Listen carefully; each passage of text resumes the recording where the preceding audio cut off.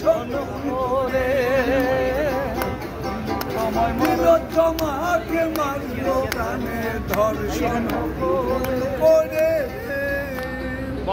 তো এই রাজ্যে শুধু এক তিলোত্তমাই নয়, শত শত তিলোত্তমা, হাজারে হাজারে তিলোত্তমা।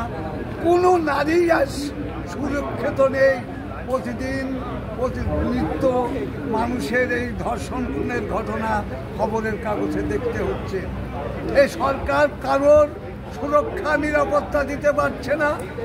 বর্তমান রাজ্য সরকারের উপর যদি কেউ বিশ্বাস করে, সে নিজের পায়ে নিজে কুড়ুল মারছে, এ কথা মনে করতে হবে। কারণ এ জগতে প্রতিবাদী মানুষের কণ্ঠে কণ্ঠ আর রোধ করা যাবে না।